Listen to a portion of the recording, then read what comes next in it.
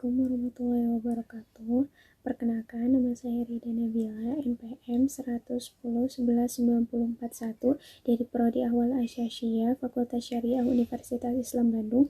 Di sini saya akan menjelaskan penelitian saya yang berjudul Analisis Pertimbangan Hakim dalam Memutuskan Perkara Pembatalan Perkawinan Poligami, Studi Putusan Pengadilan Agama Ciamis nomor 2188/PDTG/PDD 2022/PA Ciamis.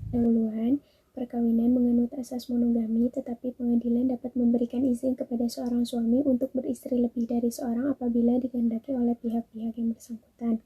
Poligami diperbolehkan baik dalam undang-undang perkawinan dan hukum Islam, tetapi fenomena yang terjadi ialah adanya pembatalan perkawinan poligami, di mana perkawinan tersebut telah dilakukan dan diakui secara sah dan tercatat di kantor urusan agama. Kantor urusan agama adalah lembaga yang diberi wewenang untuk memeriksa prosedur berlangsungnya pernikahan serta bertugas untuk memeriksa dokumen yang akan melangsungkan pernikahan, seperti kasus yang terdapat dalam putusan Pengadilan Agama Ciamis nomor 2188 bahwa telah terjadi pembatalan perkawinan poligami padahal pernikahan tersebut tercatat di kantor urusan agama dan diakui sah menurut hukum.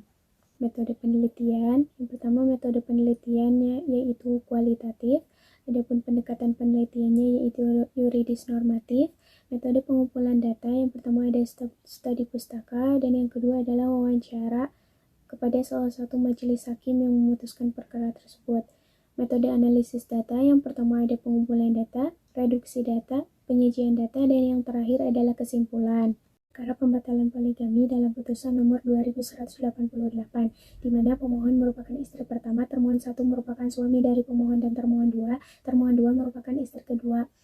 Pemohon, pihak kuasa hukumnya mengajukan permohonan pembatalan perkawinan ke Pengadilan Agama bahwa pada bulan Maret 2022 termohon 1 dan termohon 2 telah melangsungkan pernikahan sebagaimana yang tercatat di KUA Kecamatan C.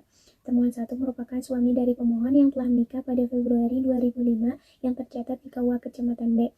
Sampai sekarang masih tinggal bersama dan telah dikaruniai 3 orang anak, di mana pernikahan antara termohon 1 dan termohon 2 itu dilakukan tanpa sepengetahuan dan seizin pemohon. Analisis pertimbangan majelis hakim dalam memutuskan perkara perkawinan poligami.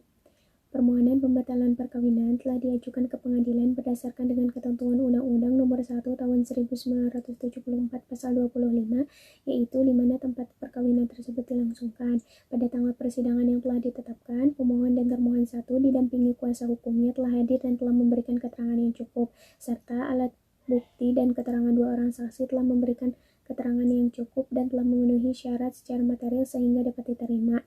Perkawinan yang dilakukan oleh termohon 1 dan termohon 2 adalah perkawinan yang melanggar ketentuan hukum yang berlaku karena termohon 1 tidak menempuh prosedur izin dalam berpoligami sebagaimana yang ditetapkan dalam Undang-Undang Perkawinan Nomor 1 Tahun 1974 Pasal 4 dan 5 serta perkawinan yang dilakukan tersebut tanpa sepengetahuan dan seizin dari pemohon sebagai istri pertama dan sebagai istri sahnya. Termohon 1 dengan sengaja telah menggunakan identitas palsu dengan mengaku berstatus jejaka, di mana pihak KUA juga telah salah sangka kepada calon suami yang ternyata sudah mempunyai seorang istri. Analisis penulis mengenai pertimbangan hakim dalam memutuskan perkara pembatalan perkawinan poligami terhadap putusan nomor 2188. Alasan pemohon mengajukan pembatalan perkawinan ialah karena tanpa sepengetahuan dan seizin pemohon, termohon 1 telah menikah lagi. Hal tersebut terjadi karena adanya pemalsuan identitas secara sengaja, yaitu mengaku berstatus jejaka. Nah, bentuk pemalsuannya itu diduga ialah berupa KTP. Termohon 2 mengetahui hal itu tetapi tetap membiarkannya. Pernikahan tersebut baru dilangsungkan kurang lebih selama 2 bulan. Alat bukti serta keterangan 2 orang saksi telah memberikan keterangan yang cukup dan dapat diterima, serta menghadirkan pihak KUA yang melangsungkan perkawinan tersebut untuk menjelaskan mengapa perkawinan tersebut dapat dilaksanakan. Nah, kasus tersebut telah melanggar ketentuan Undang-Undang Nomor 1 Tahun 1974 Pasal 3 sampai dengan Pasal 5 tentang prosedur berpoligami serta dalam kompilasi hukum Islam Pasal 71 dan 72. Kesimpulannya ialah bahwa pertimbangan majelis hakim dalam memutuskan perkara ini didasarkan pada peraturan hukum yang berlaku, serta pada pokoknya karena termohon 1 tidak menempuh izin poligami berdasarkan ketentuan yang telah ditetapkan, adanya pemalsuan identitas yang dilakukan dengan sengaja oleh termohon 1 dalam perkawinannya dengan termohon 2. Mungkin cukup sekian yang dapat saya sampaikan. Mohon maaf apabila ada kekurangan. Wassalamualaikum warahmatullahi wabarakatuh.